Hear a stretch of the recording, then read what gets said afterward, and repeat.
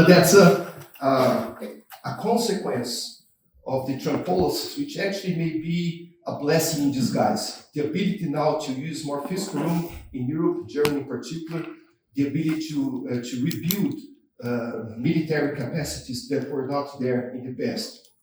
I mean, take a bigger look, they can step back looking at the bigger picture.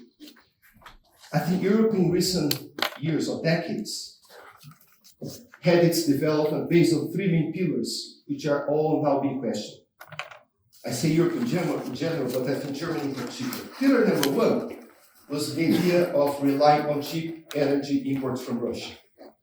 Pillar number two was the idea of exporting manufacturers to a fast-growing China. Pillar number three was the reliance on the US to provide an umbrella on the defense side. All those three pillars are now changing. Right? You cannot rely on cheap imports on energy from Russia anymore, obviously. You cannot rely on fast-growing China anymore. China is actually slowing down. It's still growing, but the outlook there is more challenging than before. And of course, you cannot rely on the US to provide defense anymore. So those pillars are changing, and that's why Europe will have to reinvent itself and find new ways of growth, which can be found. Again, I think there are opportunities here, and I think actually there is a business case for Europe.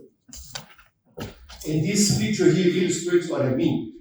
Very rough seas. You have this tsunami, these big waves of uncertainty coming from across the Atlantic.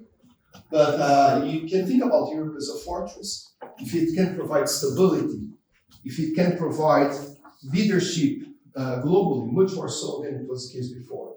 So there is room, therefore, for Europe to take advantage of this new environment, to have more capital, more labor, and also more productivity.